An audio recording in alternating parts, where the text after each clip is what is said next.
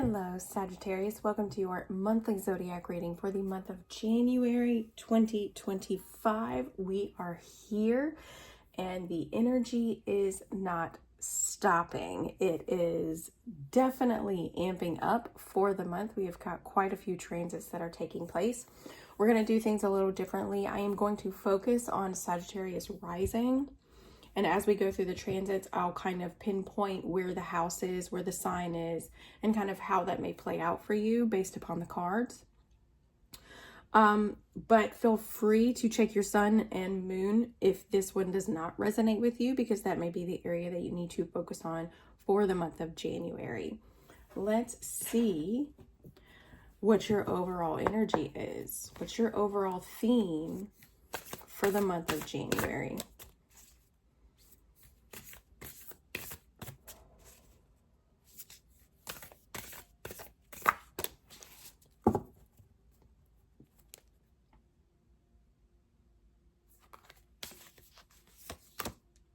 Reach for the stars. Very nice. I like that a lot. You guys are very adventurous, enthusiastic, and optimistic anyway. And I just saw like the arrows. Like you could also say shoot for the stars with your arrow. But reaching for the stars is definitely something that you guys can do throughout the month. Here this week or this month, like there are about 4 or 5 days in the first week, and there are about 4 or 5 days in the last week. So instead of doing 4, I'm going to do 5.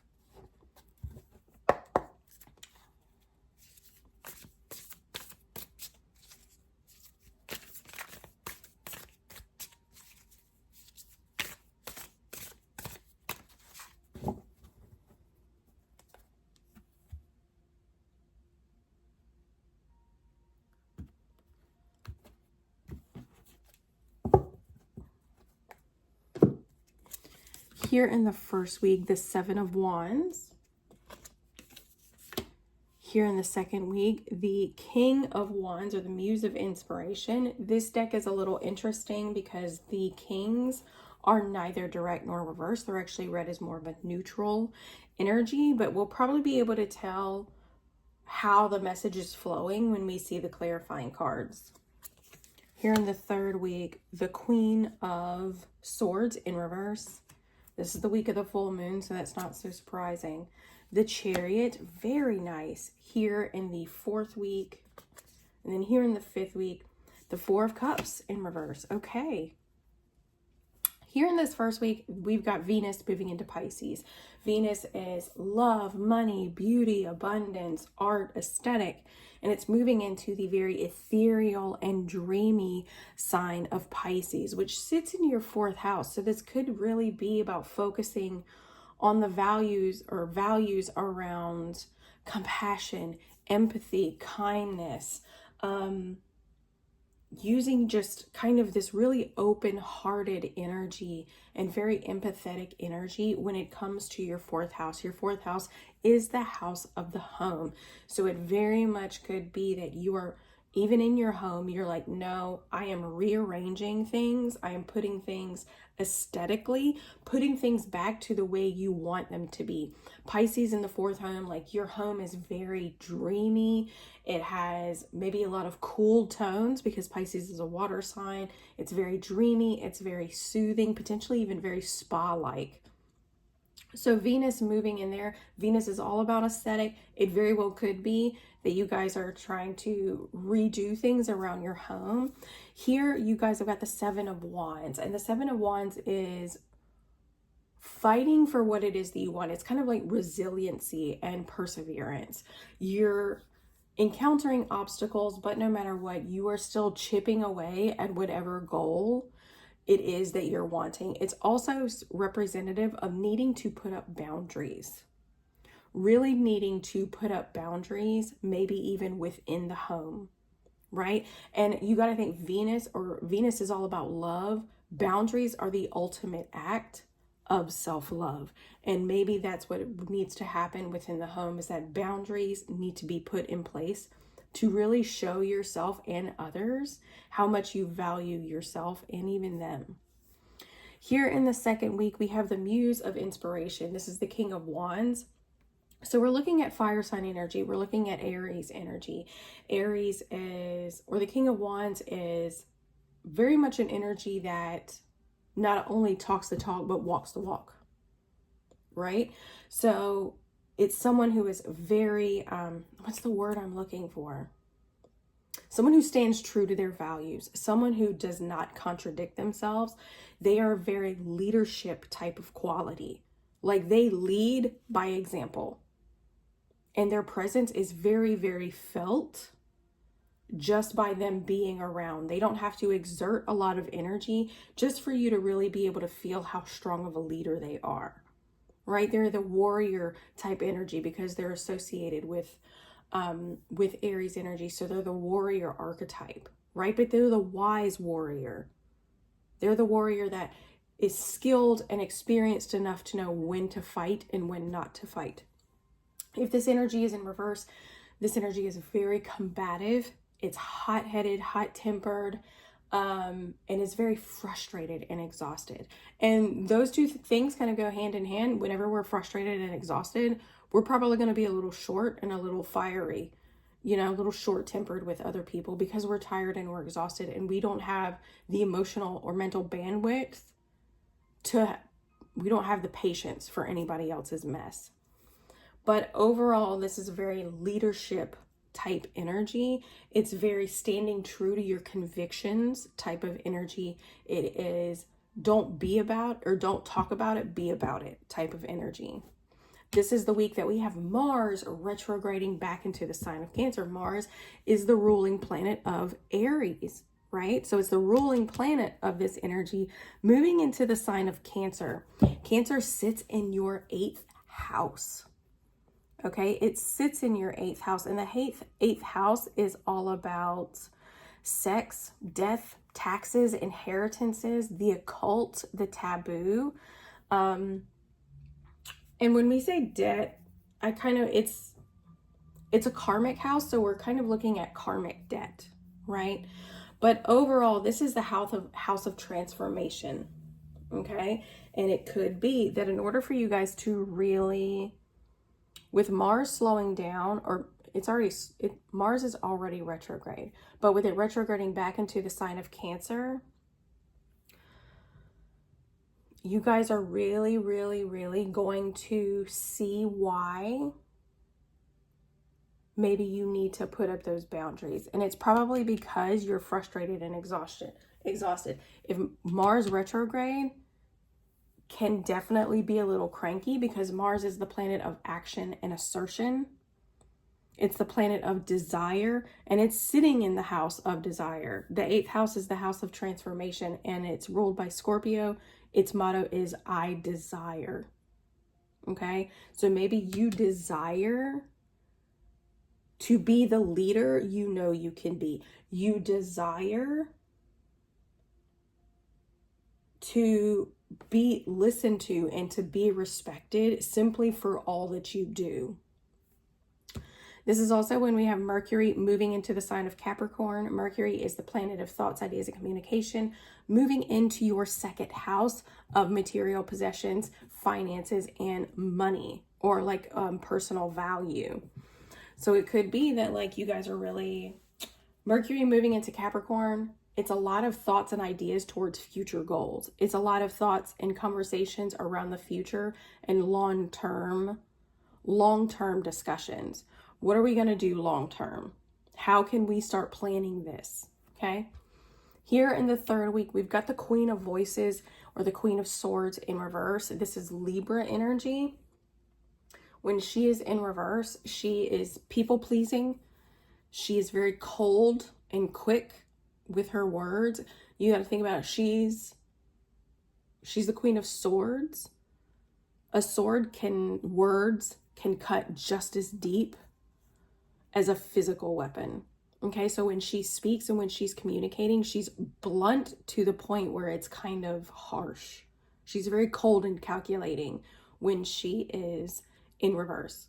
Like there's no emotion to it. This is the week of the full moon, right? And this full moons are a buildup and a culmination of energy. And the full moon is probably illuminating something, illuminating maybe where You lack boundaries. Like I said, this is in the sign of Cancer. Cancer is in the 8th house of energetic debt. We take on other people's energetic debt when we don't have any boundaries, or when we fail to cut people off that should be cut off. And it's usually we're people pleasing. Okay, and so if that's what we're doing, then the full moon is definitely going to illuminate that and could probably make things a little edgy. Here in the 4th week, we've got the Chariot. This is about moving forward in alignment, being ready to move forward, being ready to move on to something else. This is Aquarius season. This is when Aquarius season starts on the 19th. We have the full moon on the 13th. Aquarius season starts on the 19th. This energy will probably be coinciding with Pluto. Pluto is all about revealing things and revealing the shadow things, but Aquarius is very much about the future. It's about authenticity. It's about contributing to the overall collective, but ultimately it's about the future. And so it could be that you're really ready to move towards the future once Aquarius season rolls around. Like your mind, your thoughts, and your ideas are very focused on this energy. Aquarius sits in your 3rd house, which is all about learning and communication. You know, you could be ready to move forward with, instead of people pleasing and keeping your words to yourself, you could be ready to move forward with whatever happens, especially on the 28th when Mercury moves into the sign of Aquarius, which will be in your 3rd house. So Mercury, planet of thoughts, ideas, and communication, is moving into your house of communication. So it could be that you are ready to move forward with getting things off of your chest, ready to move forward with talks about the future. On the 29th, we have the North Node leaving the sign of Aries. It will be transitioning into the sign of Pisces, unless you have your actual nodal axis in Virgo and Pisces. I wouldn't worry too much about this just yet until eclipse season rolls around. Let's see, Mercury will be conjunct Pluto on the 29th. We have the new moon in Aquarius on the 9th here in this 4th week. Okay, Mercury moving into Aquarius and then also being the new moon at Aquarius. These two energies are like, we are gaining clarity. With the 4 of Cups in reverse, this is all about receiving clarity and seeing things clearly. You're like, I've received clarity and I know exactly what needs to happen at this point, which is beautiful. The new moon is a blank slate to set intentions and opportunities around whatever clarity you're receiving here. The 4 of Cups is about, when it's direct, it's about apathy and being bored and frustrated.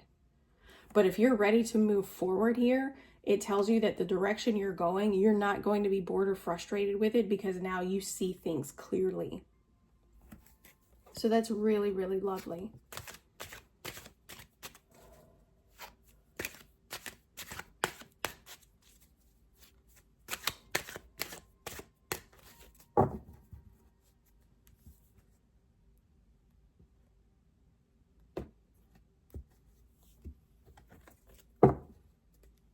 Here in the first week, the 7 of Wands, the Emperor, being really strategic about how you're going to keep fighting for what it is that you want. The Emperor is very strategic. He's very analytical. He looks at things like, what is my future vision? What do I want to build for myself? What does my empire look like? How do I go about achieving that? Right? So this is about setting those boundaries, but you need to really take time to yourself. We have the 4 of Cups direct here. You really need to maybe allow yourself to slow down, to connect with yourself. Like I said, the 4 of Cups can be about apathy and boredom. You're like, I know what I want, but I I'm just apathetic to it. I don't have any more energy to give right now. And it could be that's why you need to set some boundaries. If you want to keep fighting for what it is that you want, if you want to keep fighting for your empire, you really need to set some boundaries and to take some time for yourself. Get out in nature, go for a walk, go to the park and just get out in nature, do a little meditation so that you can kind of come back to yourself, so that you can continue fighting for what it is that you want, fighting for what it is that you value when it comes to stability, security, when it comes to your home. You need to be strategic and analytical. What is your home? What does your castle look like in the future? What does the internal home environment look like? What does the external home environment look like? How can you go about getting that? And it may be, like I said, you need to set some boundaries. You're the leader of your home. You need to set some boundaries while you're there. Here in the second week, the King of Wands, the Star in reverse, and the Five of Wands.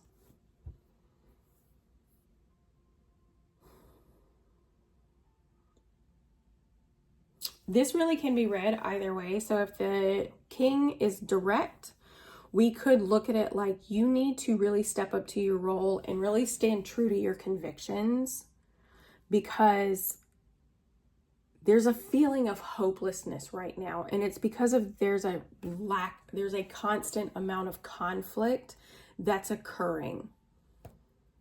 There's a lot of conflict that's occurring.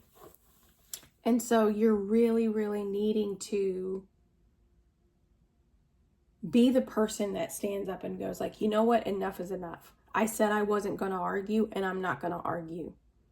And you put that boundary down. Because there's a feeling of disconnection here. There's a feeling of hopelessness with the Star in reverse. If we're looking at the King in reverse, we're looking at feeling frustrated and exhausted. And it's creating this sense of disconnection. And it's creating kind of this very egoic competitiveness, or maybe just conflict out of ego, right? So take that as it resonates. Again, this feels heavily like Mars retrograding into Cancer. Mars is not happy about having to slow down, so he can be a little combative. He can just be a little testy because he's annoyed. He's annoyed that he has to slow down. He's annoyed that he has to reflect. He's annoyed that he has to do all of these things. But in order for this energy to move forward in a way that is healthier, he's being required to do so. So this could be a time, where do I feel disconnected? You know, what advice would you give to a friend who is in your situation? Is kind of what this feels like. What advice would I give to a friend if they were in my position? And that's the advice that maybe you should take. Because the King of Wands, he's very experienced. And he can, like I said, he's somebody who stands true to his convictions. So he can probably see the situation clearly, whereas you feel disconnected from it. Here in the third week, the week of the full moon, Queen of Voices in reverse, the 10 of Coins, and the 2 of Wands. So there's a lack of vision, really struggling, probably because there's a lot of conflict, probably because there's a struggle or there are lack of boundaries with yourself or with others in your close-knit community. The Queen of Swords, she's struggling to see things clearly. She's relying entirely too much on what other people think about her future. And as a result, it's kind of maybe even creating, she's worried about financial loss. She's worried about finances. She's worried about a separation, potentially for some of you, potentially a separation. But the 2 of Wands in reverse is one telling you to recognize If there's a potential separation on the line in a relationship for some of you, recognize that it's because the partnership isn't really the best partnership for you. With the Two of Wands in reverse. For those of you that are worried about finances with the Ten of Coins, this is a time for you to make a plan on how you want to move forward. The Two of Wands in reverse is there's no plan. You're unable to move forward. You're unable to choose a path because you have no plan, right? And it's because you can't see things clearly. Like maybe your emotions are getting the best of you due to financial stress, okay? And again, this is going to be an opportunity to really see maybe how you need to set boundaries. Here in the last 2 weeks, we've got the Chariot, Temperance in reverse, really having a desire to just charge ahead forward, but there's a need for patience here with Temperance in the Four of Pentacles because you need to open up. You need to let go. There's something that you're holding on to that you need to let go of, right? The Four of Coins. And it could also mean that the Four of Coins in reverse is a need to conserve your energy, maybe even conserve your finances, but overall conserve your time, energy, and effort. You're being guided to slow down and to take things in moderation. And you need to let go, but don't just, it's kind of like if you're holding a bag of coins or whatever you find valuable, something you don't want to let go of. If you're holding it, you don't want to drop it all at once. But what you can do is try and take one out at a time, slowly, right? Everything in moderation, which is what is being reiterated here with Temperance. So while you have this clear vision, or while the Chariot is there and you're just ready to move forward, you're going to have to pace yourself. You're going to have to pace yourself. And I know that that's going to suck. That's going to suck, but clearly that's what needs to happen here. Here in the last week, the week of the new moon. New moon. Clarity. The Three of Coins in reverse and the Two of Coins. So here in the last part of the month, it feels a lot to do with finances.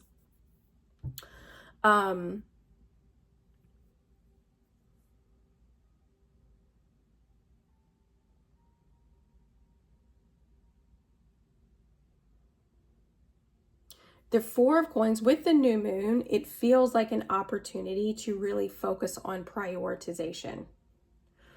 Prioritizing what your priorities are. The Three of Coins in reverse is about one, going at something alone, separating from a group or a collaborative effort. But you're seeing clearly now that maybe you need to go at something alone. Maybe you're worried if you go at something alone, you're going to be left holding all of the responsibilities.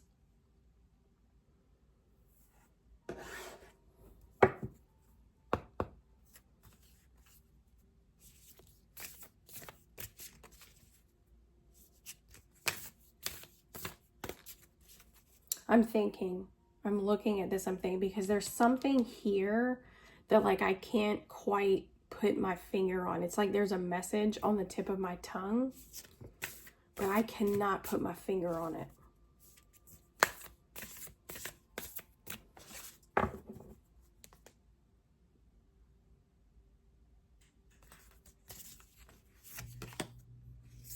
Here in the first week, nothing is set in stone.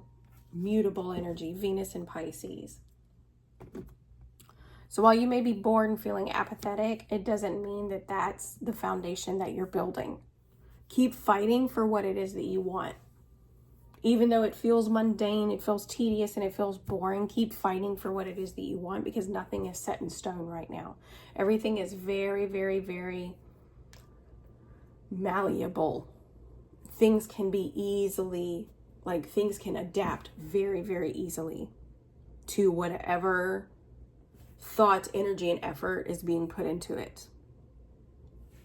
Here in the second week, luck is on your side. New moon in Sagittarius.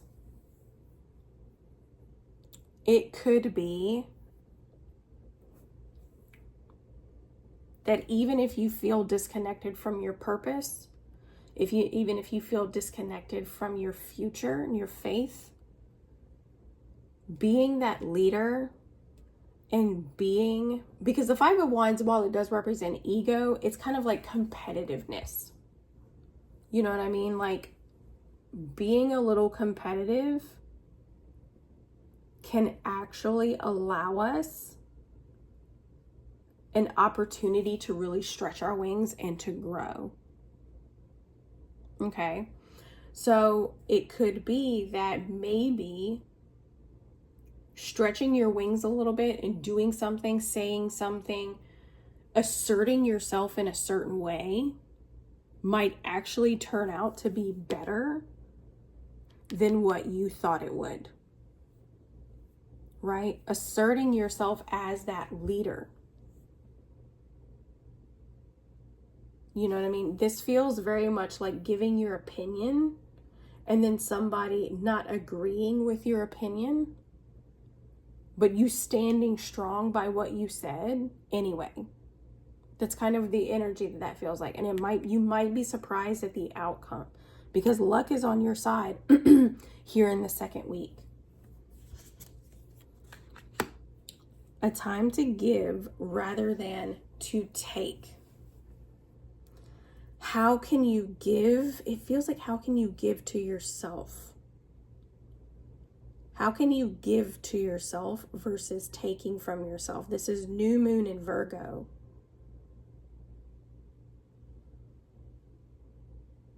Because the Queen of Voices, like, she's overwhelmed. She's overstimulated.